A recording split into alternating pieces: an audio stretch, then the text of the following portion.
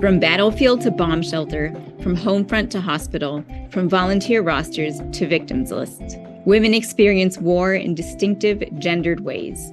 These are their stories. These are their voices. Welcome to the Voices of Women at Wartime, a podcast by the Center for Women's Justice. I'm Rachel Stomel. And I'm Rivka Lubitsch. Voices of Women at Wartime examines how women affect war and how war affects women. These are the unique perspectives and testimonies of women in their own words, a candid conversation that is sometimes hopeful, sometimes heartbreaking, but always honest and always essential. Today we're going to do something a little bit different. A young woman, Atar Maor, she's married and mother of two, was sealed inside her safe room in the Mamad at Kibbutz Be'eri near the border of Gaza for nearly 20 hours on the 7th of October. She wrote about her experience. Rachel is going to read the translation of what Atar wrote just a few days after getting out of the kibbutz. She put it on her Facebook, and she actually sent me the translation into English. Her feelings, her thoughts, her conversations with her young children are here and expressed clearly. Her writings are eye-opening because we get a close look at what it is to be a mother and have to worry about two children and make sure they're quiet in such a dangerous situation. And by the way, I know her personally. Her husband grew up in Nir Etzion. That's where I live. My husband actually officiated at their wedding, so he married them. So Rachel will be reading and she'll stop occasionally and I'll add some more background to what we're hearing here. Shots. Ours. Theirs. Shouts in Arabic. Theirs. I'm holding a knife in one hand. I glance at my children who are sitting and watching videos. In a moment, our door will be banged violently too. Shots. Ours. Theirs. A minute of silence. Disassembling a shelf from the closet. Putting it aside. Bringing a small lamp and a blanket. Anything but having to put them in there. Please, I hope I won't have to put them in there. Wild banging on the door. I know that door can be broken. Shouts in Arabic.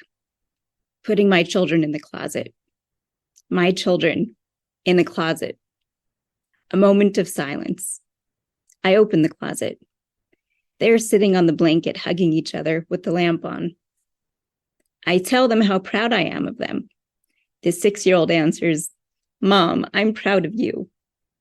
Wow. Okay, I can see you crying already. So here's some background again. Atar woke up on the 7th of October to sirens. Her husband, Elam, I mentioned before, I knew him as a kid. He grew up in Nir Etzion.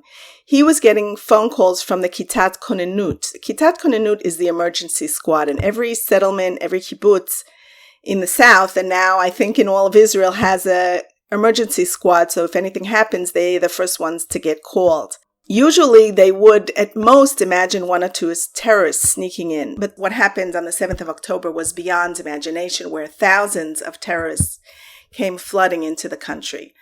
So Atar was alone with the kids most of the day because her husband was out fighting for the kibbutz. Later on, he joins her. Okay, Rachel, you can go on now. The time is 2 p.m. We've been inside the shelter 7.5 hours, the kids and I. A moment before we went in, I ran to grab a tablet for the kids, a phone charger for me, and a knife. Standing in front of the silverware drawer, would a sharp one with a rounded tip be better? Less sharp, but with a pointy tip? I don't know. I've never held such deliberations with myself or with anyone else. What's better for stabbing terrorists and for staying alive? Should I stab the heart or the face? Will I get the chance to stab them before they shoot me? After they shoot me, will they look around the room and notice the two kids' beds? Will they search for them?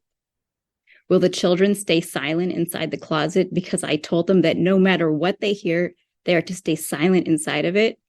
And if they stay silent, will it do any good? Is my heart physically coming out of my rib cage, or does it only feel like it is? I take a knife with a pointy tip. I run to the shelter and shut the door, for which an internal lock was never invented, because who would have thought? I survey the room through a new and practical gaze. When a terrorist comes in, What's the first spot he sees? What's the last? I position the children accordingly in the safest spot aside from the closet. I use the knife to cut apart boards that are tied together with rope under the bed frame. I try to jam the door handle with the board. It's not working. I unmount the curtain rod. It's more stable. I use it. I move a dresser in front of the door. They'll have to try a bit harder to reach them. And they're banging on the doors. And they're banging on the doors. And quiet. And again. The time is 2 p.m. We've been inside the shelter 7.5 hours. The eldest asks me in a whisper, "Mom, lunchtime already passed, right?" I forgot to bring water and food when I was picking the knife. Last time they ate was last night. In the early morning, they were still impatiently complaining about their Saturday pancakes. After a few hours, they grew quiet and stopped asking. Painfully, I wholly understand. No one is coming to save us. The rounds firing outside are infinite. I can't afford to let them get dehydrated. I don't want them to have memories of hunger. I decide to venture out. I remind them that no matter what, they are to stay right here. I run to the kitchen, grab everything I can, and run back. I shut the door. I give them water. They're eating some cake we baked yesterday. We had made some for ourselves and some we had offered to the elderly people in the neighborhood. What of them now? "Mom, can I have more cake?" Yes. They eat. "Mom, can I have more cake?" Yes. They eat. "Mom, can I have more?" "You can have as much as you'd like. Eat." The eldest looks at me. "But why? Is it healthy cake?" I realize how last night caring for our bodies meant eating healthy, putting on sunscreen, brushing our teeth and not forgetting to reach all the way back. Such innocence.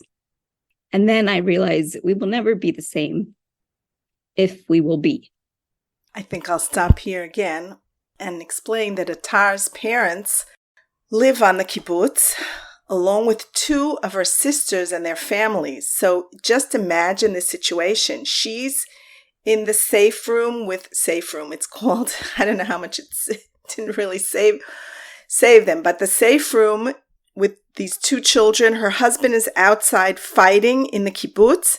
She has 2 sisters with their families, and she has parents that are older, alone in their safe room, all scattered around the kibbutz.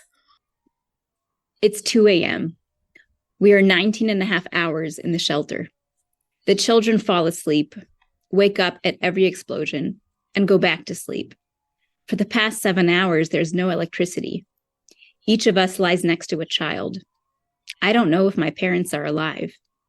I just want to explain that at some point her husband joined her and came into the safe room. So that's why she says that each of us was next to a child. I want to say on a personal level again that we already knew there was a war in the morning, obviously. And he called his parents and said, "It's just awful. We're alive. Don't call us." That's what they got. That's the message they got. So they weren't allowed to call him all day long. Imagine people were in their safe rooms. They were trying to hold their batteries for important things. They didn't have time to call parents and tell them all kinds of things anyway. So we all knew where we live in the north that he's fighting and that the parents can't even talk to them. They were just waiting the whole day. That was their story there. In their last message, they said the house is on fire. Terrorists are trying to open the shelter door. A lot of smoke is coming in. Again, she's talking about her parents here. Yes, they're on the floor. Yes, they've blocked the bottom of the door with fabric as much as they can. Yes, they understand they can't go out. And yes, it's hard for them to breathe. My dad's phone battery is dying. And I don't know if my parents are alive. I'm lying down and crying. 19.5 hours in the shelter. We hear insane kicks on the entrance door. Terrorists or soldiers? We hear the door breaking. They enter the house. They knock hard on the shelter door and shout, "IDF." I think to myself, anyone can shout IDF. We look at each other. My husband opens the door. "Soldiers. Quick, we are taking you out of here. Don't forget phones. Make sure the kids have shoes." Their words penetrate deep into my heart. Make sure the kids have shoes. We wake the children. They are very confused, refusing to leave. They are right. Outside, there are bursts of fire, grenades, tank shots. For 19 and a half hours, I tell them we won't leave until it's safe. Is this what safe sounds like? We remind them of what we explained beforehand. We leave the house, they're in our arms, they close their eyes tight, we'll tell them when to open. They tremble in our hands like leaves. Mom, I'm scared. One of the things that she had said was all the children on the kibbutzim, when they were taken out of the safe rooms, they were told that they must close their eyes because everything was full of bodies. So they didn't want the children to see this or to remember that this is what happened. So they told them, your job now is to close your eyes, to shut them real, real tight. Apparently, in some cases, they even blindfolded the kids and then only let them open their eyes when they got to a place where there were less bodies. We step outside and meet a long line of our neighbors on the path. Elderly, parents, and children. We stand and wait to file out as quickly as possible. Shots, and it's close. The children tremble in our hands. We start moving. I and the children get into the Jeep with 2 other families. I make acquaintances between the children and the soldiers securing the Jeep from the inside. Let them know he has a name and a heart, and he cares about them. How much more will we have to repair? Will they ever believe in people again? I remind them assertively, lower your heads and squeeze your eyes shut tight. The moment we start to drive, these directions justify themselves. Bodies on the path, the paths of the rollerblades, of the sidewalk chalk, of the snails, of sprinklers, those paths. Bodies. They drop us off at the kibbutz gate, or what's left of it. We climb into the military transport going north. After 25 tense minutes of driving, one of them shouts to everyone, "You can take off your vests." I look at my trembling children and tell them, that's it. We're safe. She put up these writings on different days on the Facebook, and I think one of them was immediately after she got to a safe spot, which is at her in-laws' house, and then within a few days, she put some of the other things up. So this one that Rachel is about to read, she put up later. The atrocities that took place on Saturday, October 7th, have been translated into English, French, and Russian, but the toughest of all is translating it into the language of children. After a single day hosted by our family in northern Israel, a safe and familiar place, comforting and enveloping, where we can move freely, where we can speak freely. Only objects are stored in closets, not children. The kids wake up early and a quiet conversation ensues. My 6-year-old son says, "How come the good people of Gaza didn't come to our aid?" I've been educating and reminding both my kids for the longest time that people with good intentions also exist in Gaza. People who do not fire rockets at us or send incendiary balloons over the border. My 8-year-old daughter says, maybe it's risky for them. How would we know if they are good or evil? Perhaps the soldiers would have fired at them. I say, maybe they could have come holding a small flag with a heart symbol so they'd be recognized as friendly people coming to help with love. Silence. We sit pondering. My 8-year-old daughter says, maybe a heart should be added to the Israeli flag. And so during this short conversation that only lasted a few minutes, an alternative reality was created, one where hearts could exist. Wow. Thank you so much, Rachel. I want to say that Atar and her family were saved and got through this hell. When she left, she went straight, as I said before, to her in-laws to stay for a week, and other members of the kibbutz are presently in a hotel in Yam HaMelech, and she joined them. She had to decide whether it's better for her children to be with grandparents and with cousins, or it's better to be together with the whole rest of the community that are all staying in a hotel in Yam HaMelech near the Dead Sea. Her parents, even though Hamas terrorists had burnt down their house, and her father, I think, fainted by the time the soldiers came, they managed to stay alive, hardly breathing. Her sister and their families are alive, but 85 men and women and children of the kibbutz were murdered. Her husband stayed on for the next few days to help the army identify bodies. Of the 11 men in the Kitat Konenut, in the emergency squad that fought on the 7th of October, 5 were killed. I think 1 is injured. 26 men and women and children were abducted to Gaza. 4 people from their kibbutz are still missing.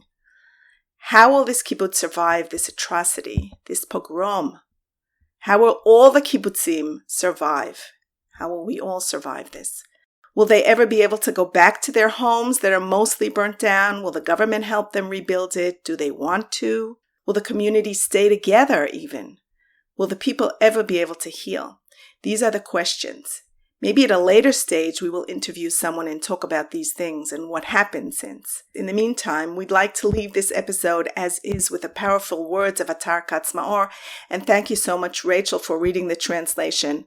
By the way, I don't know who to credit for the translation. I asked Atar, and she said that so many people have come in to help and to do things she doesn't even know who translated for her. This was a very hard episode. It's not always going to be this hard to listen to, but yes, listening to the voices of women at wartime is not easy. By listening to this episode, you are a witness. Giving these voices your attention means giving them power. If you, like us, agree that women's stories are essential to the Israeli narrative, subscribe to the Voices of Women at Wartime wherever you get your podcasts and encourage your friends to listen and subscribe too. If you have thoughts, questions, or suggestions for future episodes, we'd love to hear from you. You can reach out to us on social media, on our personal accounts, as well as on the Center for Women's Justice page on Facebook, Twitter, or Instagram. Stay tuned for more Voices of Women in our upcoming episodes. Thank you, Rabbi Scott Kahn, for the recording and editing. I'm Rivka Lubitch, and I was here with Rachel Stomel, who is still crying from reading the translation. Stay safe.